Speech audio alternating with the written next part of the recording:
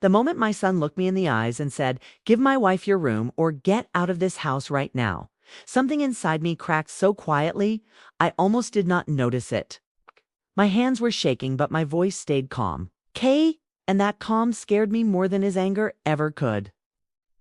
I had built this home with my sacrifices, my years, my pain. And now I was being pushed out of it like a stranger. I nodded, I smiled. And in that moment, they thought they had one. But what I decided that night was not loud. It was not angry. It was final. And none of them had any idea they had just given me everything I needed. My name is Eleanor Whitmore, and I was 61 years old when I learned how easily a lifetime of sacrifice can be dismissed with a single sentence. I had always believed respect was something you earned and kept through love, patience, and loyalty. I was wrong. Respect, I discovered, could vanish in the time it took someone to point at a door and tell you to leave. The house stood at the end of a quiet street lined with old maple trees. Their branches stretched over the road like protective arms, and every autumn they painted the pavement golden red. I bought that house 33 years earlier, when my late husband and I were still dreaming about the future. We scraped together every cent, skipped vacations, skipped luxuries, and sometimes skipped meals just to keep up with the mortgage. After he passed, it was only me and my son, Daniel, in that house.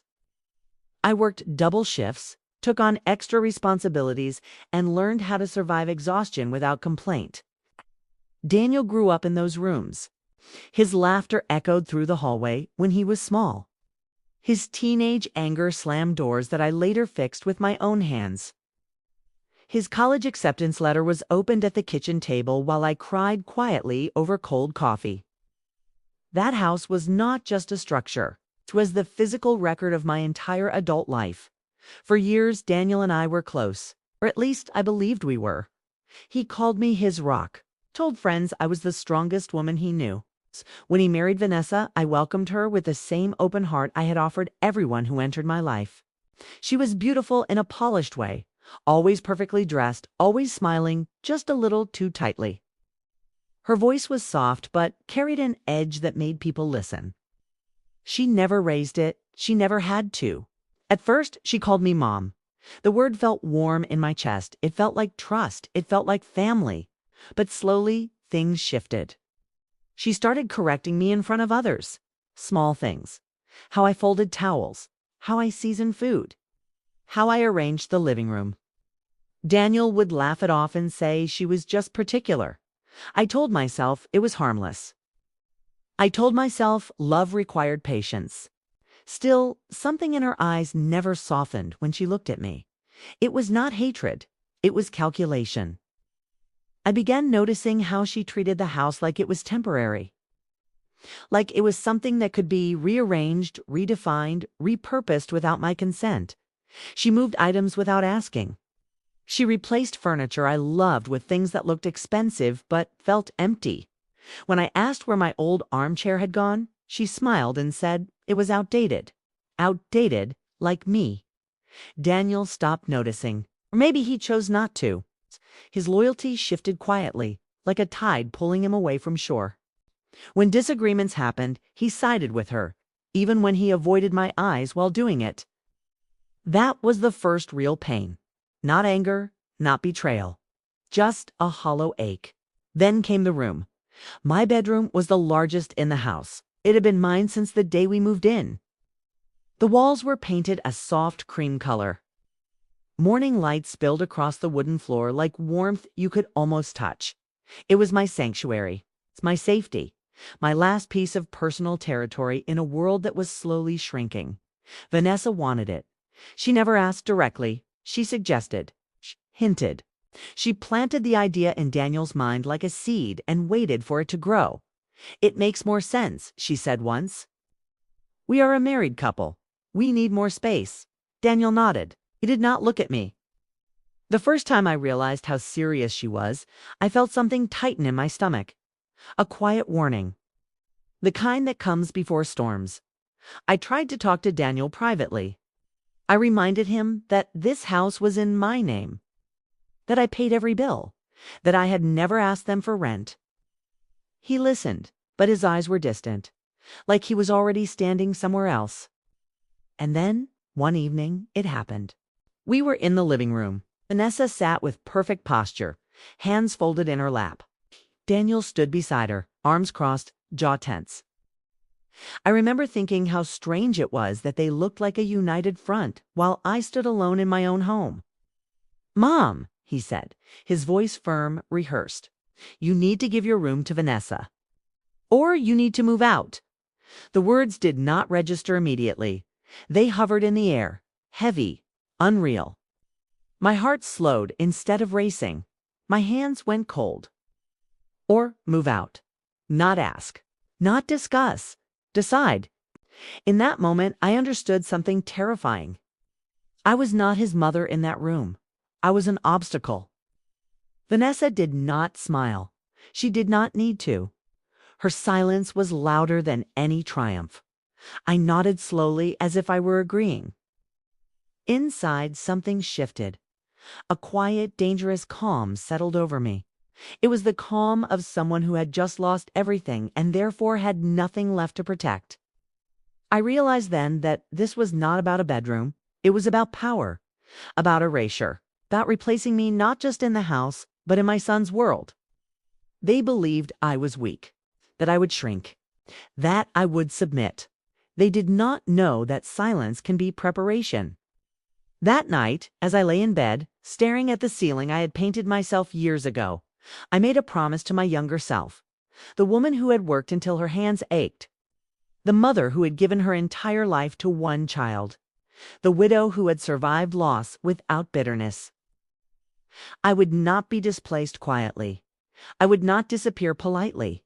I would not surrender the story of my own life to people who saw me as furniture that could be rearranged. Something was coming. They just did not know it yet. And by the time they did, it would be too late to undo it. If you have ever been disrespected by the people you sacrificed everything for, this story is for you. Like this video and subscribe, because what you are about to hear is not just about revenge.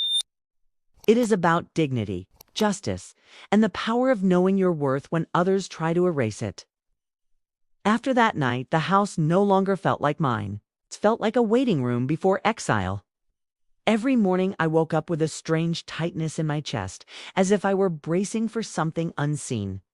Vanessa moved through the rooms with new confidence, her footsteps lighter, her posture straighter.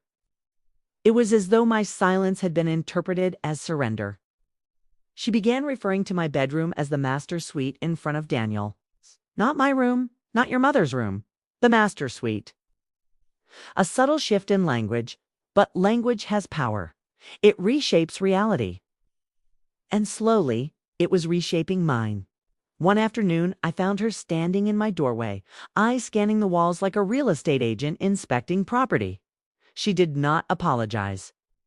She did not even look embarrassed. "You should start packing soon," she said calmly. "It will be easier if you do it gradually." Packing. Like I was a guest who had overstayed her welcome. I nodded again, that same quiet nod. But inside, my heart beat with a slow, dangerous rhythm. Because something in her tone told me this was only the beginning. Soon, small changes appeared. My favorite mugs disappeared from the kitchen shelf. My coat was moved from its usual hook. My mail began arriving, already opened, placed casually on the counter like it was communal property. Daniel said nothing. He saw everything. He said nothing. That silence from him hurt more than her cruelty. At dinner, they started discussing renovations. New paint, new flooring. A new bed frame for the master suite. They spoke as though I was not sitting 3 feet away, as though I was already gone. "You will like the guest room," Vanessa said once, without looking at me. "It is quieter, smaller, more suitable." More suitable for what? For aging? For shrinking? For disappearing? I felt invisible in my own chair. Then she crossed a line she could not uncross. I returned from the grocery store one afternoon to find my bedroom door closed. Locked. My heart skipped, then raced. I knocked. No answer. I tried the handle. It did not move. Vanessa appeared behind me, holding a set of new keys. "Oh," she said lightly. "I thought it would be better if we started organizing in there." You should use the guest room for now. For now. The words echoed in my mind like a countdown. I did not raise my voice. I did not argue. I simply looked at her, and for the first time I saw something flicker across her face. Not fear, not guilt, anticipation, like she was watching to see how far she could push before I broke. Daniel stood in the hallway, avoiding my eyes. That was the moment I knew this was no misunderstanding. This was a takeover. The guest room was small, cold, forgotten. A room meant for temporary visitors, not the woman who owned the house. I placed my bag on the bed and sat down slowly, as if my body had aged 10 years in 10 minutes. They thought this was progress. I thought this was war. From that day on, Vanessa became bolder. She rearranged the kitchen cabinets without asking. She threw away my old recipe cards, saying everything was online now. She replaced family photos with minimalist artwork. Every change erased a piece of me. Daniel began correcting me in her voice. You should not worry about that, Mom. Vanessa is handling it now. Handling what? My life? My home? My existence? At night, I lay awake listening to their laughter through the walls. It sounded carefree, victorious, like people who believed they had already won. That sound hardened something inside me. One evening, I overheard a conversation that made my hands shake. We can list the house next year, Vanessa said casually. Downsize. Buy something just for us. List the house. Sell it, my house. The walls closed in around me as I stood frozen in the hallway. Daniel hesitated before answering. That hesitation told me everything. Yeah, he finally said. That might be a good idea. In that moment, I realized they were not just taking my room. They were taking my future. I walked back to the guest room, closed the door, and pressed my forehead against it. My breathing was shallow. My pulse thundered in my ears. This was not about comfort. This was about control. About rewriting history so I no longer had a place in it. And still, I said nothing, because silence was becoming my shield. Vanessa started bringing friends over. She introduced the house as our place. Not once did she correct herself. Not once did Daniel. Our place. I watched strangers walk through rooms I had cleaned, repaired, paid for, and loved. They complimented her taste. They praised her style. She accepted the praise like a queen receiving tribute. I smiled politely. Inside, I was counting. Every act of disrespect, every stolen decision, every quiet theft of my dignity. Then came the papers. I found them on the dining table one morning. Property listings, mortgage calculators, notes scribbled in Vanessa's handwriting plans, without me. My hands trembled as I flipped through the pages. They were not considering my consent. They were preparing my removal. I placed the papers back exactly where they were, perfectly aligned, untouched in appearance. But my mind was already racing. They believed I was powerless. They believed age had softened me. They believed kindness meant weakness. They were making one mistake. They were showing me everything. And when people show you who they are, you should believe them. The breaking point did not arrive with shouting or tears. It arrived in silence. A silence so heavy it felt like pressure against my chest.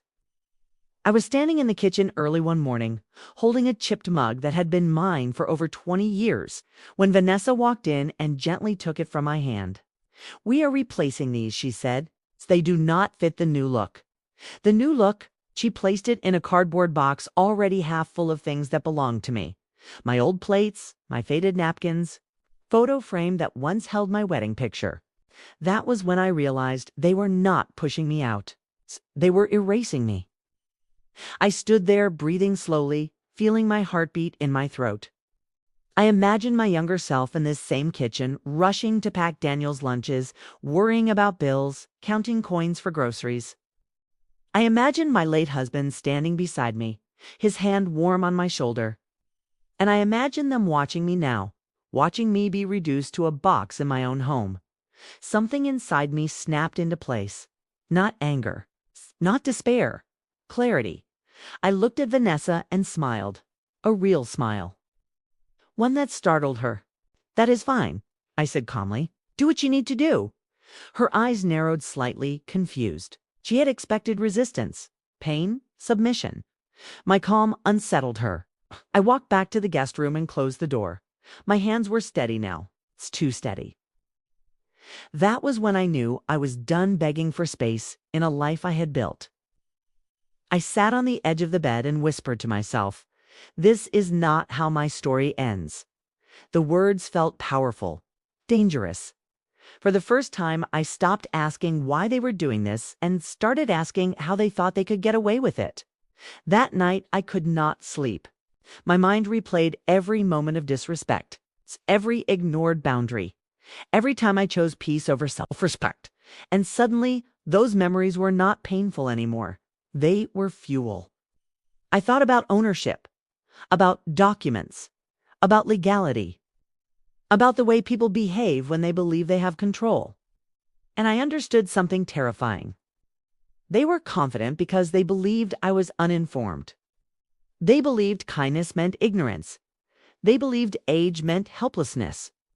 They had no idea how wrong they were. The next morning, I watched them from the corner of my eye. Vanessa moved like a queen arranging her kingdom. Daniel followed her lead, his voice quieter, his posture unsure. He was not cruel. He was weak. And weakness is just as dangerous when it is allowed to rule. Vanessa handed me a list. "A few things we want changed," she said. "You should probably prepare yourself for moving by the end of the month. By the end of the month." A deadline, a threat disguised as planning. I took the list and folded it carefully, not in anger, in preparation. That paper was proof, and proof has weight. That afternoon, I went for a walk. The air was cold, the sky gray, the kind of day that mirrors decision. I walked slowly, feeling every step, grounding myself in reality. I was not fragile. I was experienced. I was not powerless. I was underestimated. And that is the most dangerous position a woman can be placed in. I remembered my name on the deed, my name on the tax records, my name on every utility bill. The house was not emotionally mine. It was legally mine. That thought changed everything. When I returned home, I saw Vanessa sitting at my old dining table, flipping through her phone. She did not look up. That used to hurt. Now, it made me smile. That evening, Daniel tried to speak to me. "Mom, you understand, right? We just want our own space." I looked at him, really looked at him. At the boy I raised, the man who now avoided responsibility for his own cruelty. "I understand something," I said quietly. "Ah, but you do not yet." He frowned. "What does that mean?" "It means you should start paying attention." He laughed nervously and walked away. That laugh told me he sensed something was shifting. The next few days, I became invisible by choice. Quiet, observant, calm. I listened more than I spoke. I noted times, behaviors, conversations. I memorized patterns. Vanessa mistook my silence for defeat. She became careless. One morning, I heard her on the phone. "She will leave. She has no choice. She is too old to fight." I closed my eyes slowly. Too old to fight. I had survived childbirth, grief, financial collapse, loneliness, and decades of sacrifice. But this woman believed I was too old to stand my ground. That was when the resolve became unshakable. Not revenge driven by emotion, revenge driven by justice, by law, by dignity. I sat in my room that night and whispered again, "This is not how my story ends." But this time, it was not hope. It was a promise. They had mistaken my patience for weakness, my kindness for permission, my silence for surrender. And soon they would understand the cost of that mistake. I did not rush. I did not panic. I planned. The first step was information, quiet, invisible. I gathered documents the way someone gathers evidence in a courtroom. Deed papers, tax receipts, insurance records, utility bills, Every page carried my name. Every signature told the same story. Ownership, control, authority. I kept them in a folder hidden beneath my folded sweaters. It felt heavy in my hands, not in weight, in power. Then I made calls, short calls, calm voice, measured tone. A property attorney, a financial advisor, a real estate consultant. Each conversation sharpened my focus. Each confirmation strengthened my resolve. Yes, the house was legally mine. Yes, I had every right to sell it. Yes, I could ask anyone living there without a lease to leave. Without notice, without negotiation. That knowledge sent a slow warmth through my chest. Not joy, relief. The second step was timing. I waited until Vanessa grew careless, until her confidence became arrogance, until she started making plans out loud, until she treated my presence like a formality. She began ordering furniture online. I heard the excitement in her voice. New curtains, new light fixtures. She was decorating a future she did not own. I watched her click confirm on purchases that would never be unpacked. That was not cruelty. That was consequence. The third step was silence. I stopped reacting. I stopped explaining. Became background noise in my own home. The quieter I became, the louder their assumptions grew. Okay? They stopped hiding conversations. They stopped checking my mood. Okay? They believed the outcome was decided. That belief was my greatest weapon. One afternoon, Daniel said casually, "You should start looking for apartments." I looked at him and nodded. The nod again, but this time it meant something entirely different. Inside, I was counting days. Scheduled the sale, not weeks away, not months away. Days? The real estate agent walked through the house while Vanessa was out shopping. I stood beside him, pointing out features I had installed myself. The flooring, the insulation, the upgraded plumbing. Each improvement was a reminder that I had built this place with endurance. When he left, I locked the door and leaned against it, my hands trembling, not from fear, from anticipation. I was not losing a home. I was reclaiming control. The next step required precision. I arranged temporary housing for myself, a small furnished apartment close to the river. Quiet, peaceful, mine. The keys felt light in my palm, a promise of freedom. I packed only what mattered: photographs, jewelry, letters, the things that carried memory. Everything else could stay behind. Let them see how easily I could let go. Then came the hardest part: waiting. Each morning I drank my coffee in silence, listening to Vanessa talk about design ideas. She described plans that would never exist. Her voice was full of ownership. I almost admired the confidence. Almost. Finally the day arrived. The papers were signed, the sale was legal, the transfer was complete. The house was no longer mine. It belonged to a developer who planned to renovate and resell. They were living in a house that was already gone. That evening, I called Daniel into the living room. Vanessa followed, arms crossed, expression annoyed. I placed an envelope on the table. "Read it," I said. Daniel opened it slowly. His face drained of color. "What is this?" he whispered. "The notice," I replied. "The new owners are taking possession in 48 hours. Vanessa laughed sharply. "That is not funny. It is not a joke." She grabbed the papers, scanning them, her hands beginning to shake. "This is impossible," she said. "You cannot do this." "I already did." Silence filled the room. Thick, heavy, final. Daniel looked at me, panic rising in his eyes. "Mom, where are we supposed to go?" I held his gaze. "The same place you expected me to go." Vanessa's voice rose. "You had no right." "I had every right. My name was on everything." Her confidence cracked, just slightly. "But it was enough. You planned this," she said. "Yes," one word. Clean, unapologetic. Daniel took a step toward me. "You would leave us homeless." I shook my head slowly. "You decided that the moment you told me to leave?" The room felt smaller, the walls closer, the air sharper. For the first time, they were not in control. They were reacting. And I was finally calm. The morning light spilled across the living room in sharp angles, catching dust motes like tiny stars suspended in the air. I stood in the doorway, calm, composed, almost serene. While Vanessa moved through the rooms as if the house still belonged to her, she did not see me. She did not notice the envelope I had left on the dining table for Daniel the night before. She did not know that her world, built on arrogance and entitlement, was about to crumble. I could hear her footsteps approaching, each one measured, confident. She believed she was untouchable. That belief made the first part of this moment sweeter. Daniel came running toward the kitchen, panic etched across his face. "Mom, what is happening?" "The new owners? How could this be legal?" His voice cracked. He sounded small, like a child again, vulnerable, unsure.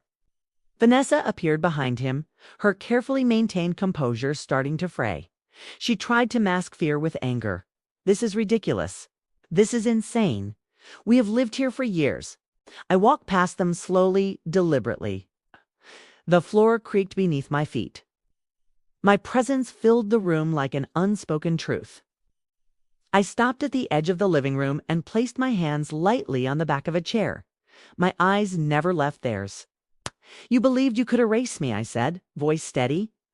"You believed you could rearrange my life without consequence.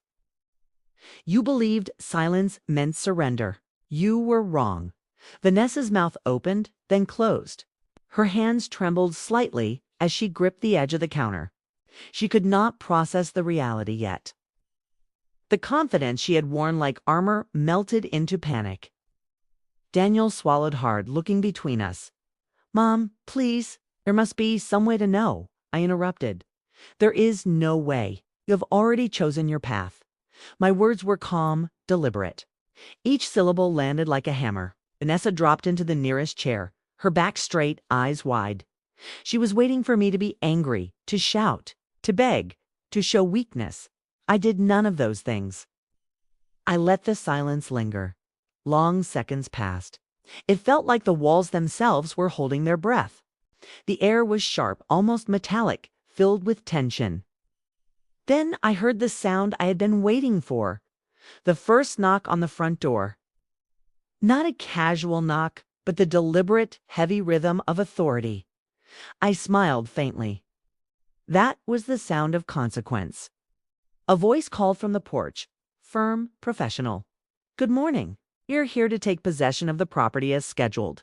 Please step aside." Vanessa froze. Daniel looked at me, hope and disbelief colliding in his eyes. I gestured toward the door. "Go ahead. This is your reality now." The next moments unfolded like a slow-motion scene. Vanessa tried to argue. She tried to charm. She tried to plead. She waved her hands, screamed, stomped. But the officials remained polite, immovable, and entirely uninterested in her theatrics. I stood in the background, breathing evenly, calm, prepared. Every inch of me was alive with anticipation, but not with rage. This was justice. This was earned. This was inevitable.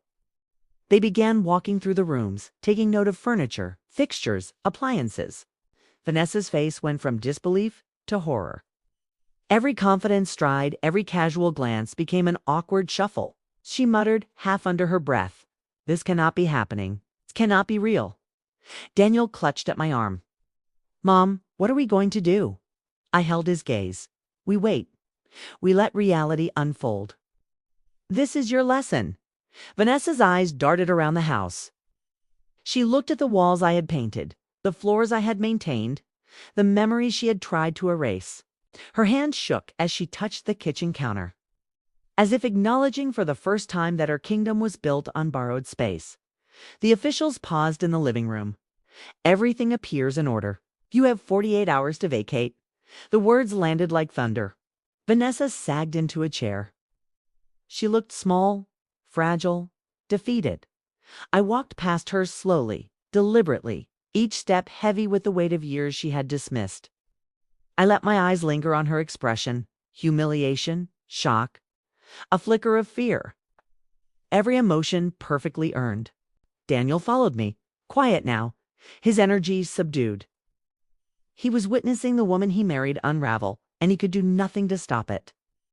He realized finally that I had been right all along. That silence, patience, and planning were more powerful than anger and entitlement. I breathed deeply, feeling tension melt from my shoulders.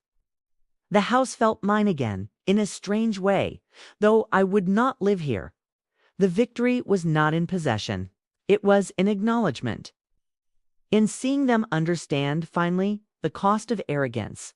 Vanessa spoke finally, her voice small, cracking. You? You did this. You planned it all along. I nodded. Calm. Precise. Yes. Every step, every word, every move. This is what happens when you mistake patience for weakness. She sank lower into the chair. I saw tears threatening to fall. Daniel's hand hovered near her shoulder, uncertain. He had lost his pedestal, his certainty, his control. I felt relief sweep through me, not shallow relief, deep, resonant. The kind that hums in your bones. Years of humiliation, disrespect, and erasure evaporated in that moment. I stood in the doorway, silent. Watching them realize, watching them collapse under the weight of reality. Watching justice unfold like a slow sunrise over a dark horizon. This was not revenge born of rage. It was precision. It was dignity. It was inevitability. Vanessa's face was pale. Daniel's shoulders slumped. They could not argue. They could not charm. They could not negotiate. They were powerless. And in that powerlessness, I found my freedom. I whispered to myself softly, just enough for me to hear. This is how my story ends. Not erased, not diminished, but remembered and respected. The officials prepared to leave. Vanessa's hands trembled over the paperwork. Daniel glanced at me one last time, understanding finally the depth of my resolve. I walked past them, out the front door into the morning light. Cool air brushed my face. The maple trees swayed gently in the breeze. Their branches stretched like protective arms, reminding me that some things endure, some things survive, some things like me cannot be erased. The house stood empty for a few quiet days after they left. I did not return. I did not want to walk through rooms where betrayal had been so vividly painted into the walls. Instead, I sat in my small apartment by the river, watching the sunlight dance across the water. Letting the silence remind me of what patience, planning, and persistence can achieve. The calm was a balm to the bruised heart that had been pushed aside for years, and I realized that justice, when carefully executed, is far more satisfying than anger. I thought about Vanessa and Daniel often in those first weeks. I imagined their faces as the reality of their arrogance settled in, their disbelief, their humiliation. That is the moment karma exists, not as a myth, not as a wish, but as a truth experienced fully by those who believed they were untouchable. Every plan I executed, every careful step I took, was not just revenge, it was a mirror showing them the consequences of their own choices. They had dismissed me, underestimated me, treated my lifetime of sacrifice as disposable. And now they were forced to live in the echo of that dismissal. It was tempting, in those first moments of quiet, to feel pity. I remembered all the mornings I had woken up exhausted, all the nights I had worked double shifts, all the sacrifices made silently for a family that no longer acknowledged me. But I did not allow pity to take root. Pity is a trap. It softens resolve. It invites vulnerability. I did not need pity. I needed recognition, not from them, not from anyone, but from myself, to know that I had acted with intelligence, courage, and deliberate care. To know that I had preserved my dignity while allowing the consequences to unfold naturally. I also reflected on patience. How many times in life do we rush? How many times do we allow anger to cloud judgment, to force impulsive decisions? My revenge was effective not because it was sudden, not because it was loud, but because it was methodical. I had studied them, observed their patterns, waited for the perfect opening, and acted with precision. That is a lesson I will carry forward. Power often lies in stillness. In the careful observation, in the willingness to let others expose their own flaws. And yet, the deepest lesson was about boundaries, about knowing when a relationship is no longer reciprocal, when love is exploited, when patience is mistaken for weakness. I had given everything to Daniel, to the family I thought I had. I had endured disrespect because I believed love required endurance. But love without respect is cruelty disguised.